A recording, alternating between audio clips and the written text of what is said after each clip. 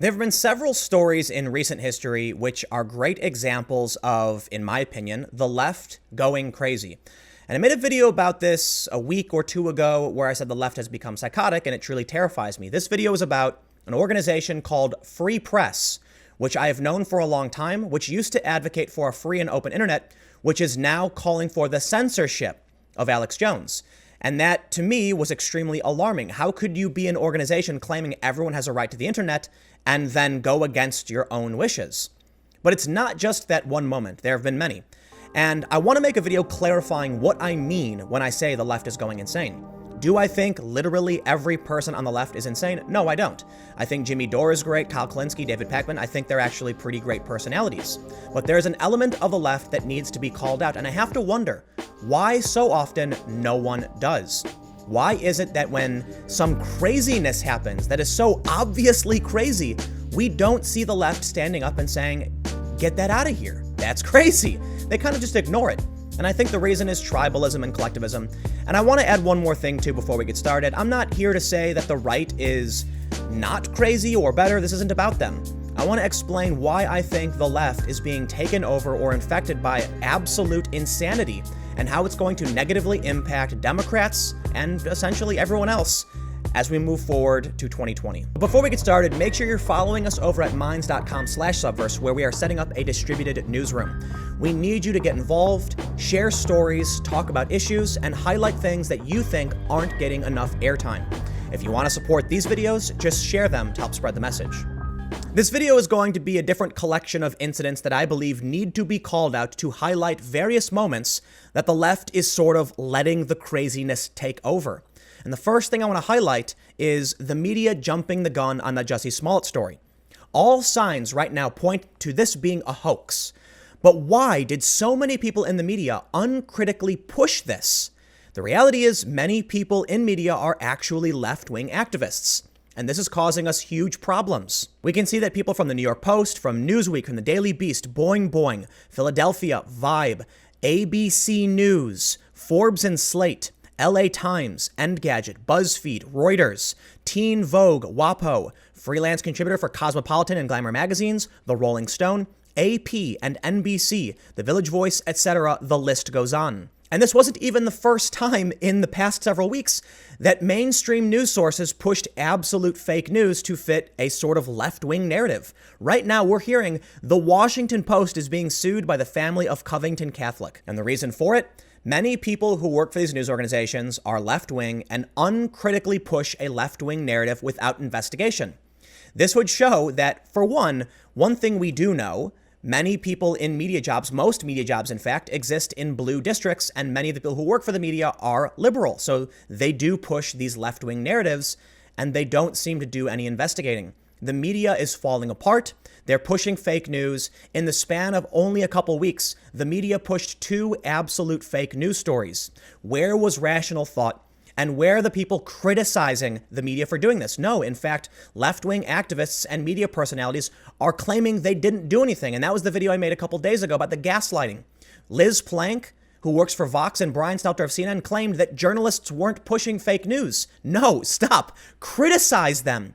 Yet when I do, they say I'm conservative for doing so. No, I'm sorry. That's not how it works. I'm going to point out the crazies, and that's what we're going to keep doing. Following both of these incidents, Jussie Smollett and the Covington Catholic students, widespread media outrage that turned out to be false. But what happened when Antifa attacked 2 Marines while screaming ethnic slurs? This was an actual, essentially racist attack on 2 individuals, and these guys were charged with felonies. Another individual was charged with felonies as well. Ethnic intimidation. Did we see the media go crazy? Did we see the media condemn this? No, they essentially ignored it. Now, Philadelphia Mag did cover it, but where were the major outlets and where were these activists condemning the insanity? Nowhere to be found. The left once again went crazy, screaming ethnic slurs and beating people, and the media was nowhere in sight. So in those first instances with Jussie and the MAGA kids, what did Brian Stelter say? What did Liz Plank say? Oh no, it wasn't us pushing it. It was well-intentioned people who happened to be wrong. No, it was the media. So why didn't the media come out and condemn Antifa? Because they don't criticize themselves. They allow the left to go crazy.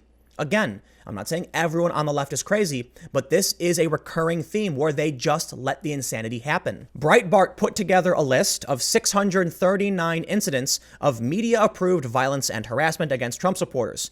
While I think calling it media-approved is a bit hyperbolic, and I'll point out the list, they're no longer curating it as of November, it is still a massive list of several instances where people associated with the right were attacked by people on the left or harassed. And where is the condemnation? Where is the left coming out and saying, we disavow this? While sometimes they do, don't get me wrong. Again, I'm not saying everyone on the left. I'm saying there are enough people on the left engaging in downright psychotic behavior that get away with it, that are not criticized by any of the mainstream leftists. No, what do we get? We get 2020 Democrats who continue to push this rhetoric that is increasingly unhinged. This website, fakehatecrimes.org, I have highlighted several times. It shows 349 stories of fake hate crimes. Why would so many people pretend to be victims of a hate crime? Because there is an element of insanity among these people. And where is the mainstream media criticizing it? Well, rarely, if ever. In fact, I'm sure most people don't even know most of these stories turned out to be fake. They just uncritically believe the world is this way, and it only makes them go crazier. There are a couple other stories from just a couple days ago I want to highlight. It was recently announced the Trump administration was planning to decriminalize homosexuality internationally. They were going to push other countries, including our allies, to decriminalize homosexuality. And what did Out magazine say? Trump's plan to decriminalize homosexuality is an old racist tactic. There's a trope among Trump supporters that if he came out in favor of oxygen, the anti-Trump activists would suffocate. Many people joked that when the administration announced they would try to decriminalize homosexuality internationally, that the left would all of a sudden come out in favor of criminalizing homosexuality. It was a joke, but no, here we are. Again, it's not like this is CNN or the Washington Post, but still, where are the people on the left calling this out? Where is the moral outrage from individuals saying, stop? What his administration is doing is a good thing. Protecting gay people internationally, good news. No, they're critical of it because it seems that tribal collectivism is much more important, which is probably why no one is calling out the other insanity. And it's probably why everyone piled on the Covington kids and piled onto the Jussie Smollett story. Tribal identity is more important than principle and the truth. And this may be the straw on the camel's back for me. This story from Pink News, once again, not an example of the mainstream left or everyone on the left, but they say, Pose star India Moore, trans women penises are biologically female. No, that's just categorically false and not true. Yet for some reason, activists on Twitter on the left are defending this, and I'm not seeing high-profile individuals saying, calm down, this is not real. The individual who wrote this has nearly 50,000 Twitter followers and is verified. And I'll recognize that this is kind of a fringe opinion, but it is becoming pervasive. Listen. Male and female are biological categories. They exist. They exist in the animal kingdom outside of human beings, and human beings are almost always either male or female. I recognize that there is a deviation, sometimes as high as 2%, but that's the exception, not the rule.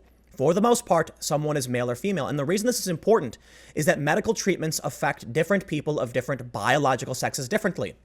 But the ideology among the left is that no, in the words of Nicholas Matt, biological sex, it is not correct that it exists. He said something to that effect, that it's not real, in a debate with Jordan Peterson. It gets particularly crazy then as they begin to advocate for biological males to compete against biological females. When famed LGBT activist Martina Navratilova speaks out against this, she gets dropped from an LGBT group. Glenn Greenwald, who is someone on the left who I respect for speaking out about the insanity, says, "This is pathetic. Martina is one of the greatest LGBT pioneers of the 20th century. She was openly and proudly gay, traveling with a trans woman as her coach in the 1980s, the era of Reagan and AIDS, and sacrificed enormously for it. Punishing her for debating this is shameful." Maybe it would be more fair to say that this is more of an example of the left being completely fractured. When Glenn Greenwald is willing to speak up against this, when people like me, who traditionally was associated with the left, and many others are willing to speak up against it, it shows you that maybe there are people on the left fighting back. But at least the mainstream left is being dominated by this narrative. And a good example of this is the response to Bernie Sanders and Joe Biden running for president, or at least talking about running for president. The video I made just yesterday is that I believe Bernie Sanders can't win because he's a white man. Some people said I was wrong. So what did I do? On Facebook, I compiled a list of mainstream and left-wing news sources criticizing the idea of white men running. In fact, one of them says, to all old white men considering a run for president, reconsider. Bernie Sanders is wildly popular. In fact, my understanding is he raised about $6 million in a single day after he announced. The majority of people, the Democrats, the left, are okay with it. But why then is the mainstream media and a certain element criticizing him for being a white man? Because, as I mentioned, there's a certain element that's kind of losing their mind. And unfortunately, for the rest of us, this is reflected in the media, okay? We see these stories criticizing white men, and then we also see absolute fake news pushed left and right. How many organizations ran this story? Conservatives up in arms about Ocasio-Cortez getting footloose. It takes very little to get the newly sworn representatives' critics riled up. The latest source of agitation, a video from when she was in college, but this is not real. No conservatives of consequence. There was maybe one or two people who made fun of her for this.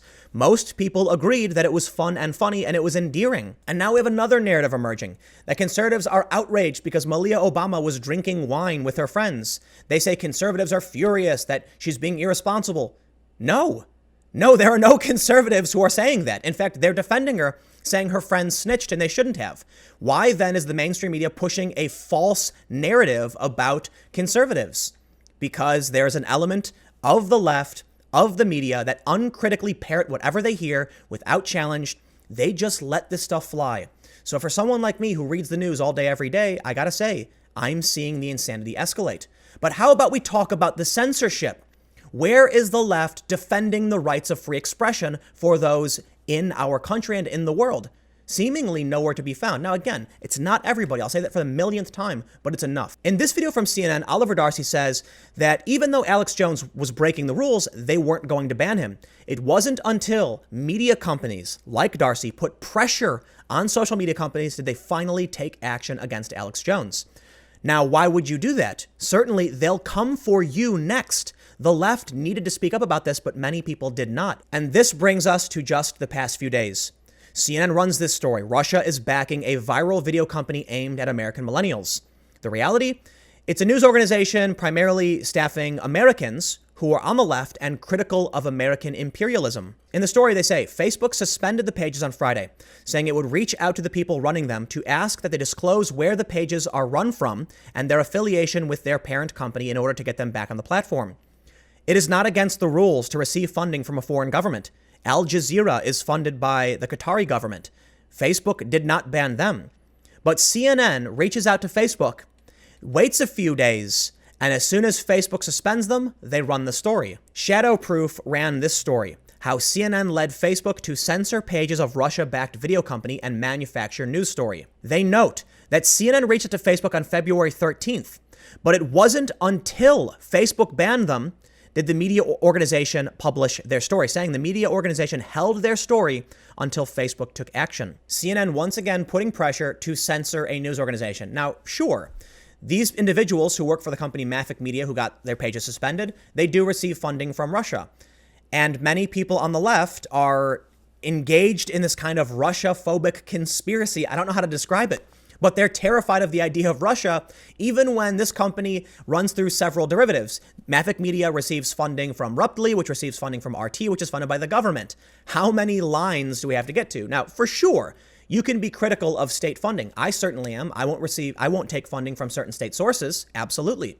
But as long as Al Jazeera or the BBC or NPR or other organizations don't disclose they receive government funding either, why are they allowed on the platform? The issue is CNN applied pressure to these organizations. Normally, I wouldn't blame CNN for reporting on the issue, but they themselves have said they put pressure on organizations, which leads to bannings. And they held their story until the organization was banned. But let's talk about possibly the most terrifying instance, in my opinion. Joe Biggs, a conservative personality, tweeted out on the 16th, "Chase Bank just closed my account." Now, we don't know why, but it seems like this might be part of a trend. We heard that Chase Bank shut down the account of a Proud Boy. Martina Markota, another conservative personality, posted how Chase shut her bank account down as well. And then we have Laura Loomer, whose account I believe wasn't shut down, but was suspended from accessing her account. seemingly freezing her resources. Now, I'm not saying Chase is only targeting conservatives, but right now we don't really have evidence they're targeting anyone else. The point I'm trying to make with all this is we are increasingly seeing dangerous and insane rhetoric, stories, narratives, censorship, and where is the mainstream left? Presumably fractured, I guess. If I'm willing to speak out against this, and I'm criticized and called all the names in the book because of it, and the mainstream journalists and news organizations just support it, then I have to conclude the mainstream left is unwilling to criticize the insanity, and I have no problem doing so. Claire Lehman of Quillette said, "The amount of emails I get from people who work in academia, media, arts, wanting to just Skype for moral support is astonishing. People all over the world feel isolated and alone because they can't walk in lockstep with progressive orthodoxy. It's for those people Quillette exists. And probably me too. It's for those people that I probably exist. Now it's true, conservatives love hearing people rag on the left, and there are a lot of conservatives who watch my content, but most of the people who reach out to me are disaffected liberals, people who used to be on the left who are looking at the same things I am and saying, what the fuck is going on? And why won't anyone in the mainstream culture call this out? Glenn Greenwald is prominent and well-known, but he's not considered a mainstream personality. All we get from the Washington Post, from CNN, from the big, well-funded digital ventures is defense of the insanity, rarely ever criticism. So yes, I'm going to be critical of the left. I'm going to be critical of mainstream media because I have just shown you several examples where I can point to absolute insanity, and someone needs to call that out. But you can let me know what you think in the comments below, and we'll keep the conversation going. Follow me on Minds at Timcast. Stay tuned. New videos every day at 4 p.m. Eastern Time. And I'll have more videos on my second channel, youtube.com/TimcastNews at 6 p.m. Eastern Time. Thanks for hanging out, and I will see you all next time.